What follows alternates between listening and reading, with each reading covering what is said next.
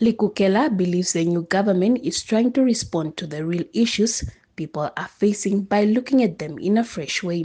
At the very onset, you can clearly see the issue of high unemployment being addressed in there. You can see the issue of poverty being addressed in there. In fact, the whole budget is really socialistic in the sense that a larger chunk of it is going to address social issues, which is a very important one because this is where the standard of living are set. However, when the budget was presented in the National Assembly, some MPs raised concerns. They said the budget is not doing enough to deal with poverty and unemployment. Likukela agreed that these are valid concerns, saying poverty and unemployment affect all Namibians and should be a priority. He explained that the budget is a tool made up of different parts and each of them play a role in how the country is managed. But if you look at the budget component itself, it is the first time in a very long time that the budget for economic sector has gone up.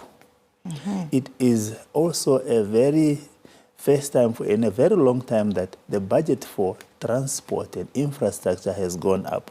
What does that tell you? It tells you that this budget really has got a game plan to try and avail money to stimulate economic activities that will eventually require or raise an appetite to employ more people. So I think in the fulfillment of time, and once this document have been fully dissected, those elements I'm quite sure will come out. But of course, at the beginning, when the information was not available, one could be understood not to have found some of those issues. Some MPs also say the budget process seemed to have been rushed, but Likukela disagreed, saying it takes 12 months, so it is not rushed at all. When asked about calls to restructure Namibia's market economy, Likukela said in the context of the budget, the focus should be on current market challenges. He noted that some analysts feel the budget doesn't speak to the reality in the economy.